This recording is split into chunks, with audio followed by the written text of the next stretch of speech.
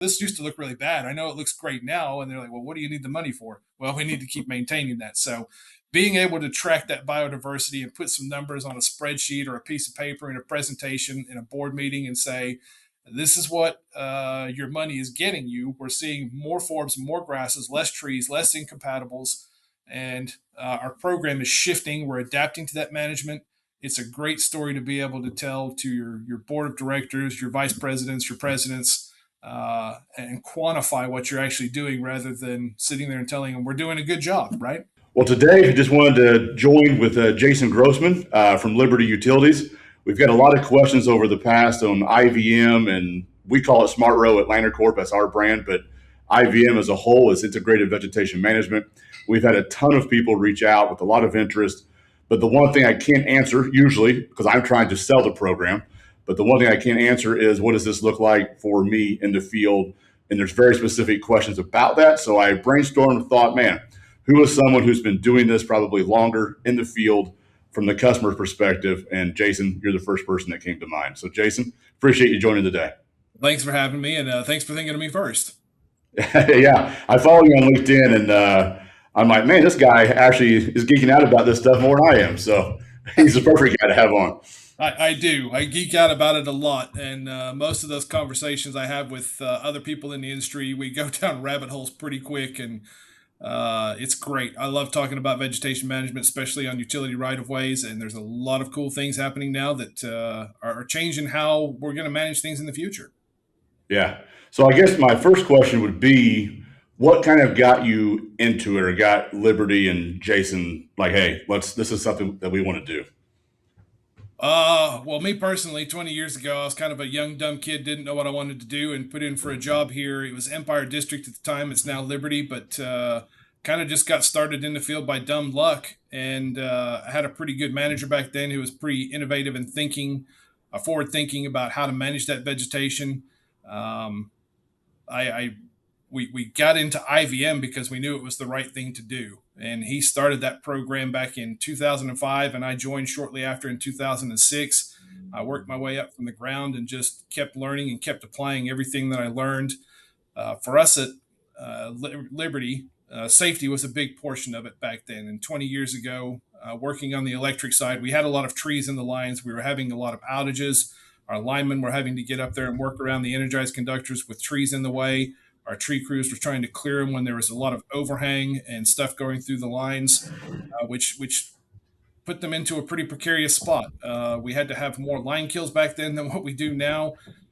We hardly have any anymore. So safety is always a big driver on the IVM. I think working in utility fields, safety is always number one. Second for us would be the reliability side. We were having a lot of outages from trees, a lot of grow ins, a lot of fall ins. Our customers weren't necessarily happy with the service, and I remember getting out and talking to them, and they common complaint was they had to keep resetting their clocks from the blinks. So going through and clearing out the lines help with the reliability and help with their customer satisfaction too. Another big component of IVM is the cost effectiveness, right? This is a process of moving towards biological control and letting nature work for you rather than sending the tools out to manage the vegetation and not doing that same wash, rinse, and repeat kind of method. We want to reduce our workload, reduce the quantity of work over time. And later on in the program, coincidentally enough, we had a big ice storm two big ice storms in '07. So compliance was another big push a little bit after the program kind of got started there. Missouri Public Service Commission came down with some rules and regulations around vegetation management and really kind of tailored that towards an IVM approach to managing on the right of way. Okay. Talk to me when you brought up cost. That is probably the number one question we always get is, number one, will I see costs go up for a little while? And then when does this start to pay off and actually maybe become a savings over time? And kind of how I explain that is, and I'll let you go in a lot more detail, how I kind of explain that is our goal, at least at Lanracorp, is to reduce the amount of regrowth. So as we all know, you can clear a right of way, whether that's for electric, pipeline, whatever. If you just clear it mechanically, which is fine, like IVM is a mix of all the tools in the bag. But when you do that, obviously you left this huge root system below ground, and that stuff grows back super fast. So our goal with a lot of our pipeline customers is to reduce that regrowth. But tell me a little bit about the cost side, what you guys have seen, because you guys have been doing this, to my knowledge, longer than just about anyone else I can think of in the industry. Yes. So it really depends on where you're at in your program and what the condition of your right of ways in. For us starting out about 20 years ago, we were in pretty heavy reclamation mode. We did see a ramp up in costs. Um, the PSC put in a cost tracker for us to go through and get the system cleared, knowing that we could ramp up some crews. Finding labor and tools to do the stuff is a challenge too as well. But typically, if you're starting out in that reclamation mode, you're going to see an increase in costs. And after we got through our first maintenance cycle, we started seeing those reductions. And long term, we're looking at about a 23% reduction over about the last 10 years. So pretty effective cost efficient or effectiveness there in reducing. It does take a little bit to get you up over that hump and get all that brush knocked down to a point where it's manageable. And I think we were a little bit different in how we manage things. Most of the industry standards kind of follow that mow and follow up spray. We were very aggressive with the herbicide in the initial pass. We were spraying trees that were 30-foot tall, burning in the wires, and then we would come through 2 or 3 years later on a mid cycle and mow those out. We saw kind of an inverse ratio on that too, where the cost of the herbicide treatment was pretty minimal to treat that entire tree versus mowing it. And then when we came through to mow it, they were already dead and punky, so they were a lot quicker and easier to mow. So there was a reduction in cost on the mowing side and a reduction costing on the control as well. The other cool thing that we saw too is once those trees were dead and they were kind of skeletonized, it allowed a lot of the grasses and forbs to move in underneath. The sun was hitting the dirt underneath, they were filling in, and then when we come through and mowed out the dead stuff, it kind of gave that stuff another haircut and stimulated it. So we were able to shift to that biological control a lot faster. And like I said, last 6 years we've had a pretty flat budget. We're getting ready to see another drop this year in cost because we've gone through that cycle again, and we're able to manage at an even lower rate. So I think kind of where our program is at, we're hitting that bottom line where we're starting to see a lot more diminishing returns, but we've already had our big savings at the start, and you'll kind of see that J-shaped curve in costs reduce over time. No, that's good. That's really good. That's probably going to be very helpful for a lot of the people listening. I know a lot of pipeline and utility companies. It seems like what they do is this response. They're always in response mode. So you mentioned reclamation, and I see a lot of customers out there, or our customers out there. That's really all it seems like they're doing is they're constantly, hey, we have this audit coming up in the pipeline world, or hey, like you mentioned with like outages with electric. There's always these, hey, in 2026 we have to hit this many miles, and here's the 10 spots those miles are in, and it's always just that response. It's never a proactive method. So my question from what you were just saying, since you've been doing the lines you've been doing for a while, or you have kind of under control, what is a typical program? How often are you still mowing? If so, how often? How often are you treating? Are you treating with backpacks now? Probably. Uh, so all of the above. We don't limit ourselves to any one tool in any one location. What we've seen, we try and do an adaptive management approach. There's some spots that we or maybe we miss. They're in a wet spot or they've just seen phenomenal growth. A lot of times we will have to go back and send a mower in there to kind of reclaim it and get it down. The herbicides are great for controlling the brush. If anything, I would say go to herbicides as much as you can. That is one of the cheaper tools, the most permanent and most effective. And when you get it down to that manageable site, yes, we are using backpacks now. We're using low volume application techniques. We've consistently ran basil in the wintertime as well. It's a way to extend your season and keep your crews working while getting some work done. Um, oh, yeah, we adapt what we need to do to the site, and that flexibility is key in the IVM program. One of the other tools that we've kind of switched to as well is monitoring our right of ways from a biodiversity perspective and tying that biodiversity back to the previous prescription so we can tell what's working good and what's not. That's where we've kind of find, oddly enough, our high volume foliar is still our best producing tool for biodiversity on the right of way. And how biodiversity ties in there is if you can get your grasses and forbs established, you can prevent those trees from getting established and growing in there as well. And that's really what we're driving towards. And herbicides are kind of that key cornerstone to making that happen.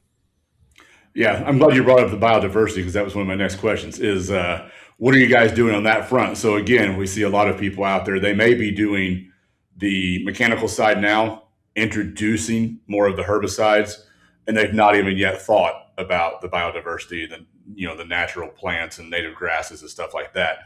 How has that helped you guys by implementing that to even further reduce maybe the spraying cost by choking out, some of those woody plants and stuff that you do not want actually out there on the right of way? I would love to go back in time 20 years ago and take progressive pictures of our right of way. And so for anybody that's starting out there, that would be one of my key pieces of advice is go back, take a fixed point location and take a photograph of that site over the course of the next 10 years and see how that gets converted. That's one of the things that I don't think a lot of people do. And as a manager who's been here 20 years, I can drive by those sites and say, I know what that used to look like. It used to look terrible.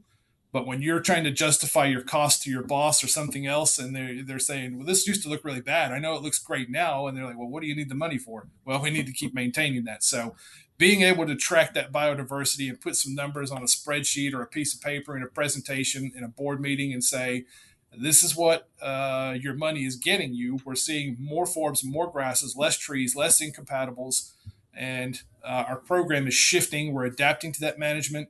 It's a great story to be able to tell to your board of directors, your vice presidents, your presidents, and quantify what you're actually doing rather than sitting there and telling them we're doing a good job, right? Yeah, that's awesome. So we've thought about that actually internally as far as like trying to sell this as well.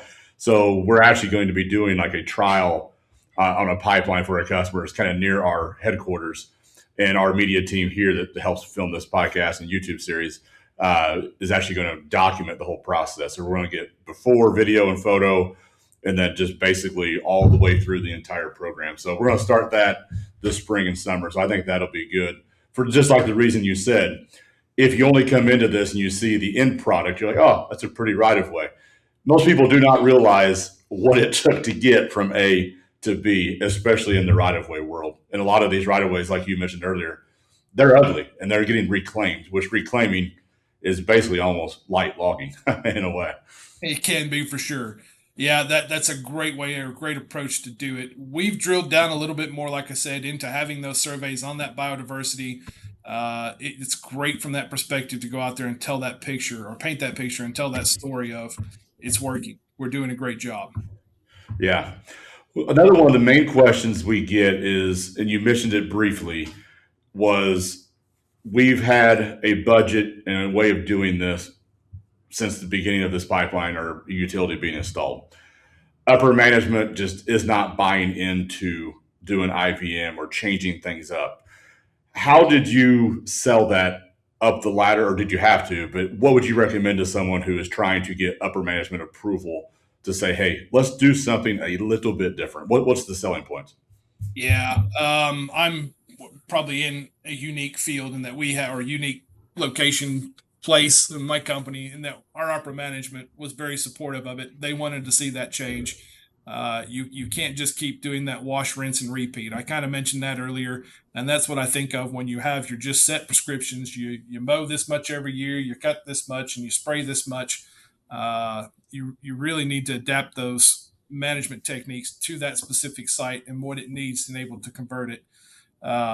Like I said, we never really had a challenge on trying to sell it. They were all for it. We were able to show them results. In the electric side, we have that outages, and you can see those just drop off almost instantaneously once we started our maintenance program.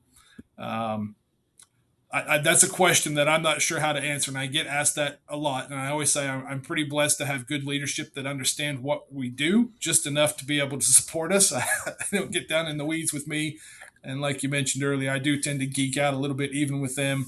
And I think because of that, and being able to provide that data and other stuff to really sell that story and say, hey, this is why we need to do it. It helps them build confidence in what we're doing to show that it's making a difference. Okay. I'm going to ask you a question and see if this helps fill in that question. So on the safety side, have you seen safety incidents decrease on the right of way as a result of using IVM? That's a tough one to quantify, and I don't think we necessarily track that, but we do know that our linemen aren't working in those danger zones anymore because we're having fewer outages. There's less responsive work, there's less chance, less probability. And I'm sure that if we went back and looked at that maybe in a little bit more detail, we could definitely quantify and tie safety to a better right of way. I know that when it comes to having those grasses and forbs, the access is easier, right? You're not driving over logs or ditches. You can see where you're going more than trying to push your way through brush. There's probably less vehicle incidents. One of my favorite stories to tell is when we started this program, our area manager said, "Hey, this circuit is bad. I need some help with it." And over time, it whittled down to, "This fuse is bad. I can't keep it in." And then it got to a point where this tree's burning in the wires. You need to trim it. And then I thought we had hit the pinnacle when one of our directors said, "That tree's getting close. You better trim it before it starts burning." But I kid you not, we had a lineman come in here a few years ago, and he come into our space or our office in here. He's shaking his finger at me saying, "You guys need to mow the grass out there. It's getting too tall." And I thought that was the best compliment anybody had ever given us on the right of way, is the grass was growing. Yeah. So you do see an increase in safety over that from having a well managed right of way. Like I said, it's hard to quantify, but I know at least driving down it and access wise, it's a lot easier to see when there's grasses and forbs than thick brush that you kind of have to push your way through with your truck. Yeah, that's one thing from the contractor perspective, is nice for us is from a safety standpoint. It's always nice to remove people from the direct line of fire. So the more and more you can get people out of that direct line of fire and doing something safer, that you're obviously better. So for us, if you think about a right of way that is, a reclamation project, for example, we're out there with big equipment. We're out there doing a lot of hand cutting, by hand, chainsaw, 2 feet from your body at max. And if we're not having to do that and we're instead have a backpack sprayer or something like that, or we're spraying, that is a much safer activity as a whole. Still safety, to be considered, but it is a much safer activity than running a chainsaw, which I think logging to me, and if you look at EMR ratings and NCIS codes, logging is a dangerous industry. And when you're doing reclamation, that is essentially what you were doing, is logging. And that's kind of how one of the things we kind of sell our clients on. If safety is truly something of value, then obviously we need to look at the scope of work and how to make that scope of work a little bit safer. So that was one thing that came to mind when I was trying to think, hey, how do we help someone sell this up the ladder so there's more and more Jason Grossmans out there than not Jason Grossmans out on the right of way. So, you mentioned cost savings earlier. Obviously that resonates with everybody. And then I think safety is also a big one. The next thing I thought about, and I know you're pretty keen on this, and there's a ton of stuff changing. And honestly, if you listen to this in a year, this is probably going to seem old. But I won't name names of companies, but AI imagery. I know you guys have started to use that. We are checking into it and doing some trials with it as well. Have you had any luck with that? Have you implemented it much? And I guess my piggyback question on that is, what are you doing where are you housing data in GIS? What does your plan look like? What do you mean by AI imagery? Are you talking about generating images, or are you talking about to use it to analyze imageries? Or Used to analyze. okay, yeah. Um, that's well, I think yeah, we're going to be obsolete probably in 6 months, maybe not even a year on this technology. There is a lot of cool stuff happening in that space right now. Just talked with a guy a couple of weeks ago about putting GoPro cameras on the side by sides that are driving down the right of way and being able to analyze the biodiversity, basically taking the same thing that we're sending a person out into the field, sampling a site. And now he's talking about putting a camera on there and just pushing the record button, driving down the right of way as they're doing their work, doing their job, and being able to capture all that stuff. So I think that is a very fascinating field it's just now emerging and entering into the vegetation management space. I think when you look at some other stuff too, we do an aerial patrol of our transmission system every year from a helicopter. About Oh, 5 years ago, we started putting a GoPro on the skid and then flying that just so we could capture and record any structures, have a backup in case the observer missed something, go back and review it. But the other thing we wanted to do with that is go in there and put our infrastructure in there. And this is a tool that I think maybe even 5 or 6 years ago, they were paying a lineman to sit at a computer and review that imagery to go back through and check for any hardware issues. Now you can run that through the AI wash and saves you time and money. So uh, AI has a lot of potential, and I'm not sure where it's going to end up, but I think where the industry has a need, it's gonna plug some kind of a hole in there and fill that gap of people on the right of way. Yeah, no, I agree. What are you guys doing now, or what would you recommend? I guess so. There's a lot of companies out there that will do what I call a blanket approach. So we have a 100-mile section. We're going to mow it year one. We're going to spray it in year two. Take a year or two off. Repeat. The whole thing gets the same treatment across the board. We kind of recommend, doing a little bit more of an assessment of that right of way and a little bit more of a strategic plan. And I was curious, as someone who's been doing this longer than anyone else I can think of, what would you recommend? What has worked? What hasn't? So I think we were probably pretty innovative back when I started. We have work planners that go out and assess the site individually and make that prescription for that site based on what's there. And that's where I think AI may get there at some point, but it's not there yet. And I think a lot of our success has come down to having those planners in the field that are able to assess that individual site, determine the tool that's best suited or best needed for it, and then prescribe that, assign it to the crews, and have them go work it. And sometimes that means we may have to mow something. That may mean we spray it. We may send in a conventional crew just because of the access issues. But having those people out there making that decision is where we've seen a lot of benefit in moving in this IVM. I think nowadays you've got satellite imagery, you've got that LiDAR and that tech piece. Um, a lot of what we do is data driven. We've been collecting data for the last 8 years coming up this year.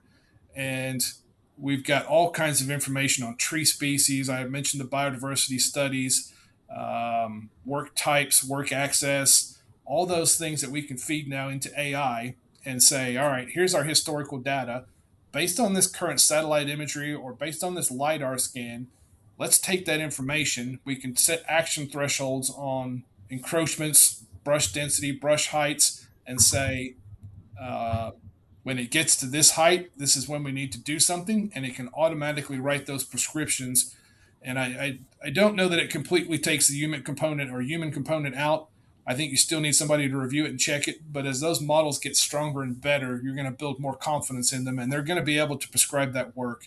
And you want to go down a rabbit hole. I mentioned this earlier, Brent, but once you get that information, now we've got drones that can go out there and fly these lines, not only capture the video, capture LiDAR, but now they can start writing that prescription through the AI. I think the next evolution in that is having those drones that are programmed to say, all right, here's the stuff that needs to be sprayed. They can go out there, deploy that herbicide, and again, a rabbit hole. This is one of the things that I like saying to some people just to see their reaction. But eventually, I think we're going to put laser beams on those drones and have them fly out and trim those trees. So, a lot of convergence of technologies that's happening pretty rapidly to be able to manage vegetation down to literally the weeds. So, Yeah. cool stuff happening. Yeah. Do you guys use drones currently? We have dabbled in them for quite a while. Going back to 2015, I like saying this because it has to be all four to count, but we were the first utility to fly beyond visual line of sight and LiDAR for vegetation on a drone. So we've been kind of an early adapter of some of that technology. Last year, we did use some herbicide application on a difficult to access portion of line. We've got a couple of other ones lined up that I think we're going to send that drone down to manage it as well. A lot of cool stuff on there, and I always look at two sectors mainly for driving innovation in utility space. It's military. What's the military doing with the technology? How are they using it? And then the agriculture sector. I think those two kind of tie in very well to what we do. The agricultural drone-based spraying is becoming a big market. I think there's a lot of startups, especially in our area, that are starting to utilize drones for spraying fields. I've seen them spraying on solar sites. There's a few companies out there doing some chemical side trimming with them, and that's kind of what we're looking at too, and a little bit of brush control too, especially in those hard to access areas. Yeah, that industry is blowed up. I'm from an ag background and ag community, and my brother still farms, and he actually recently bought one of the enormous spray drones for the farm.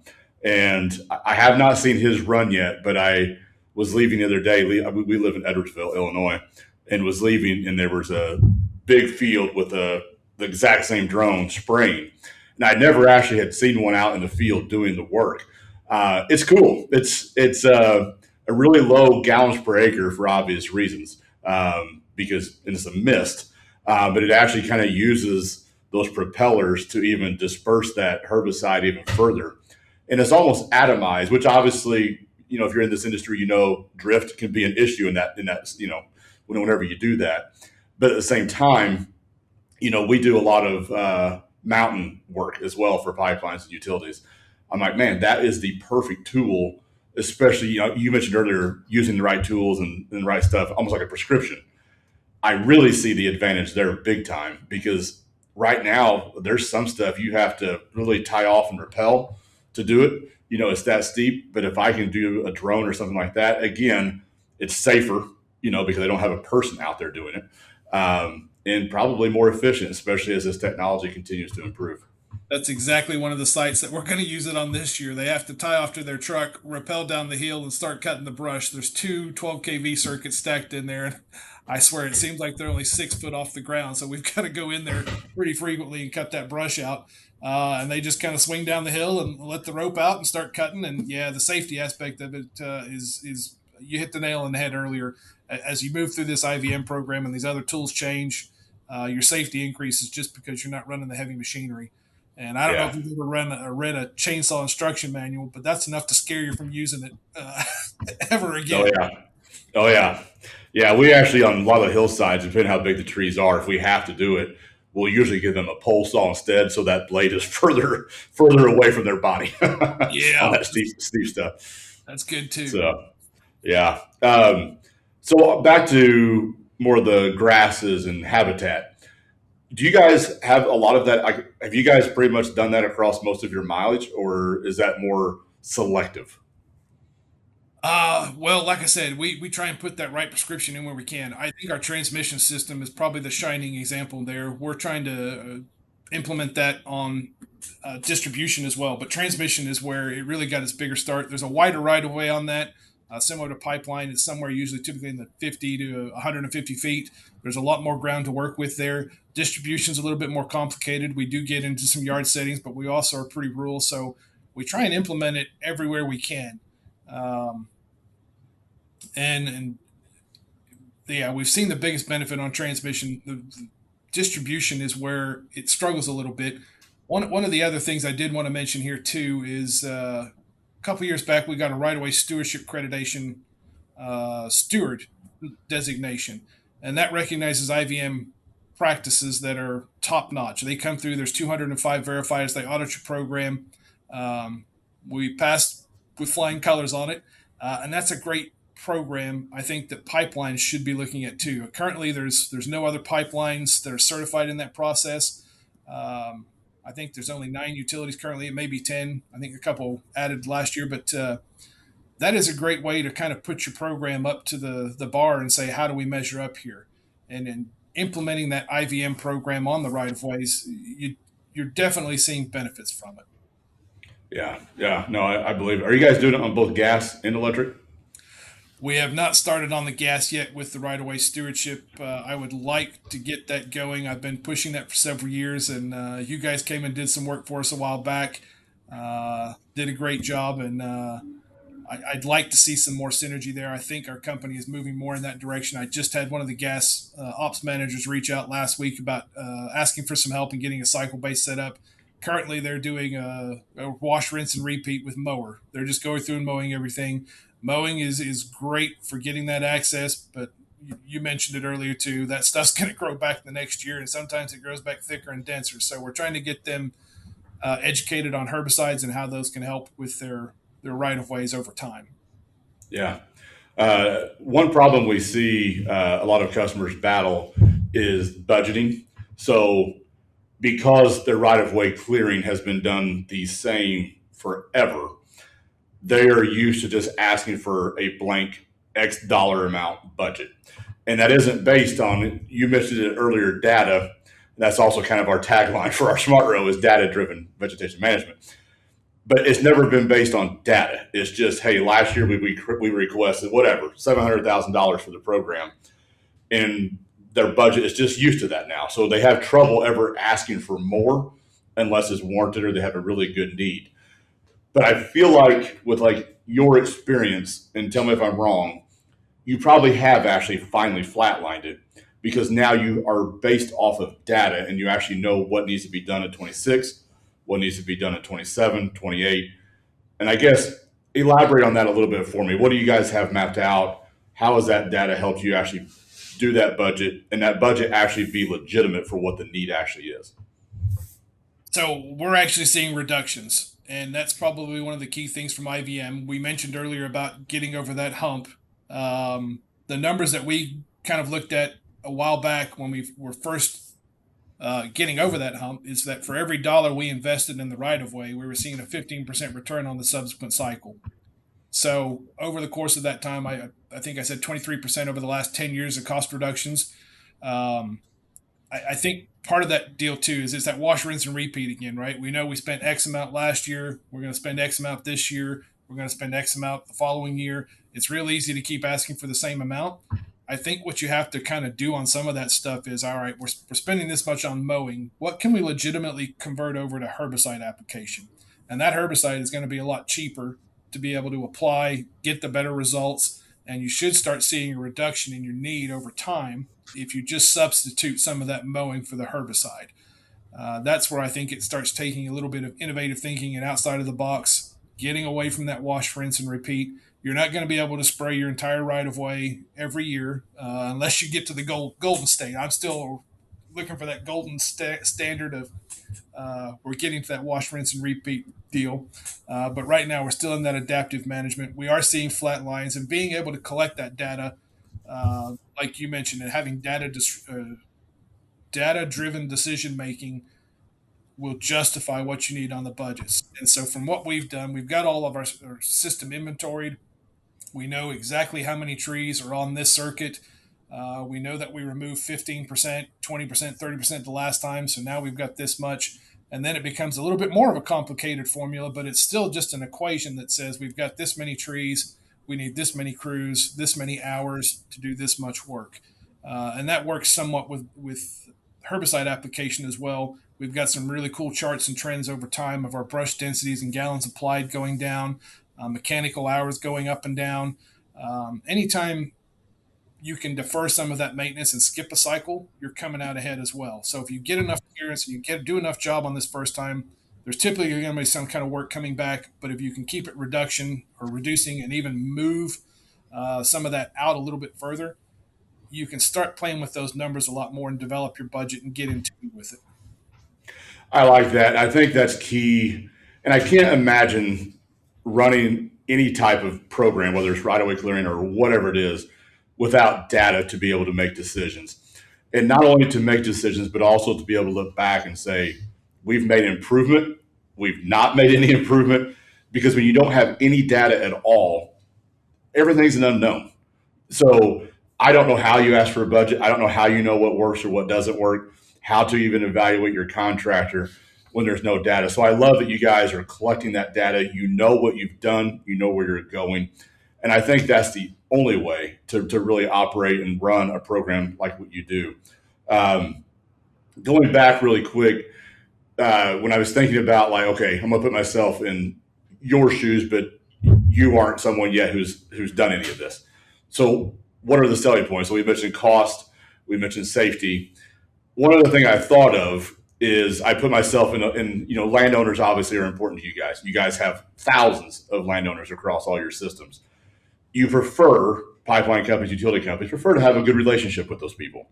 It just makes your life a lot easier.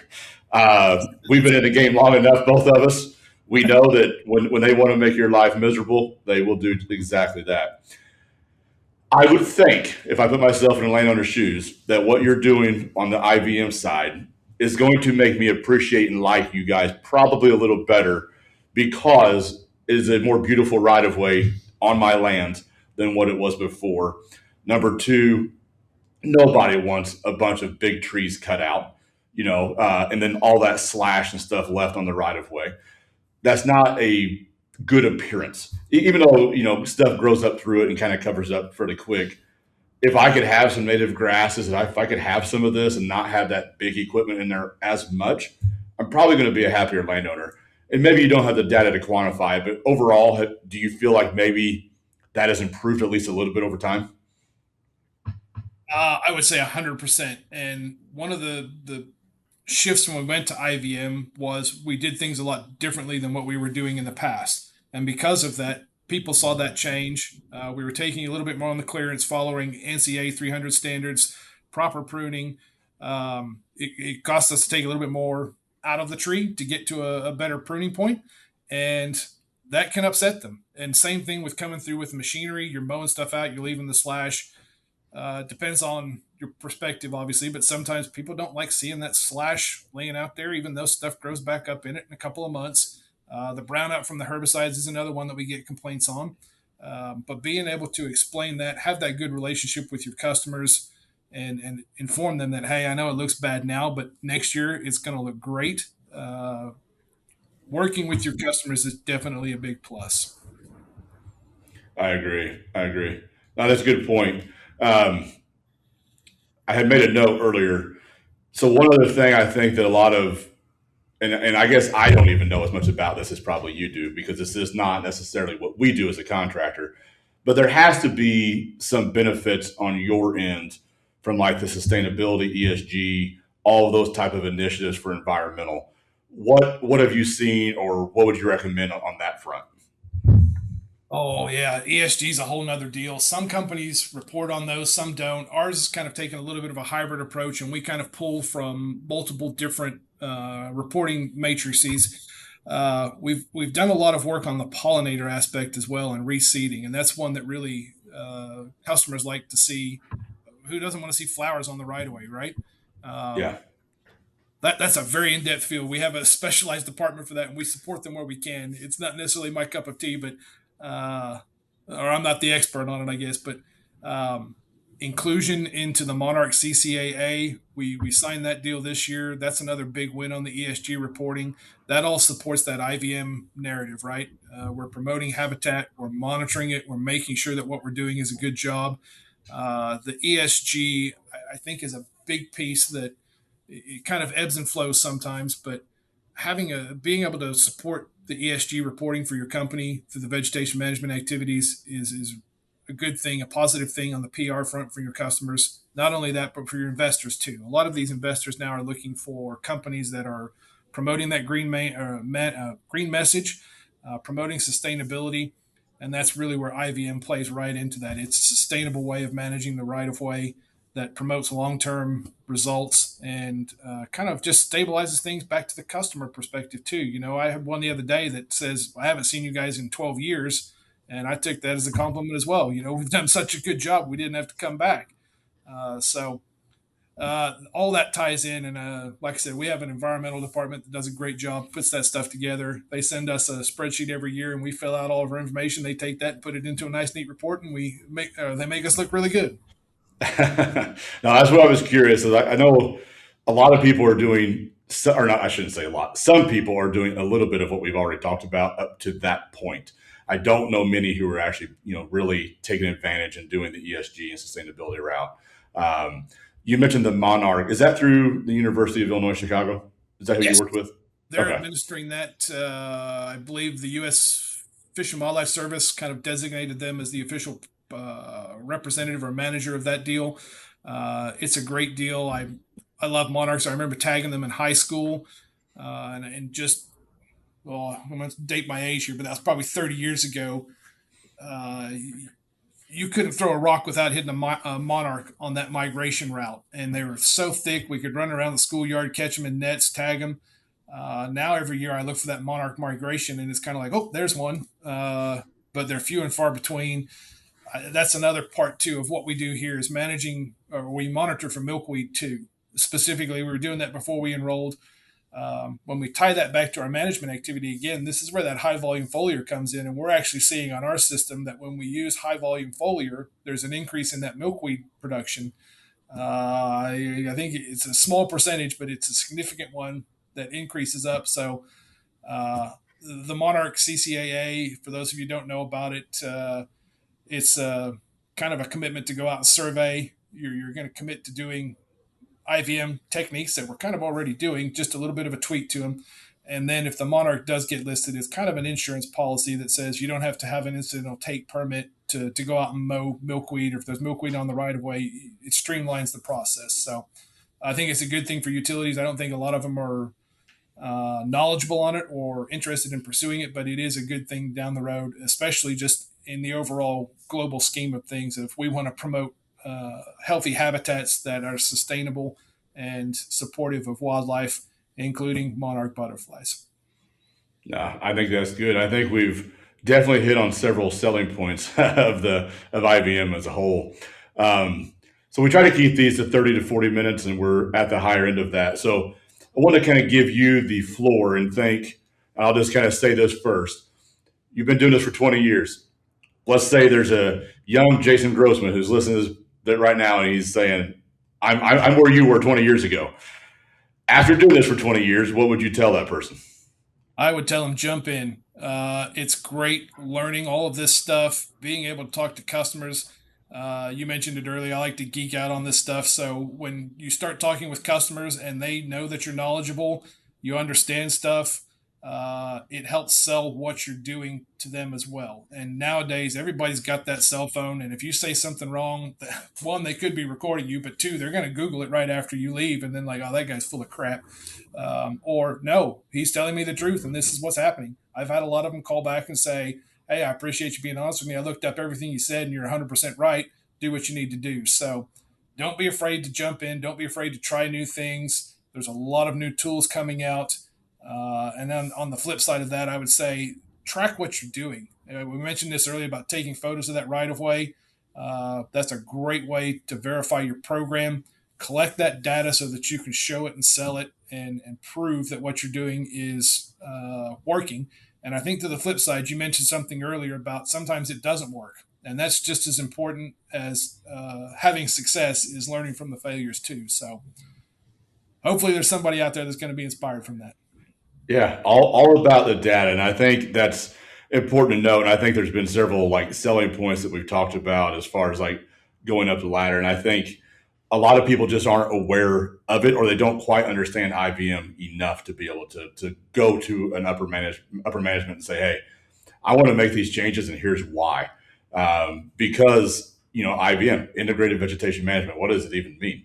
And like we said earlier in the video, it's using all the tools in the bag. So if you think of like, hey, you're a building contractor and you have, the bag of like hammers and all these different things. But if you had like some, a pneumatic hammer, whatever they're called, instead of an actual physical one, your job's a lot easier.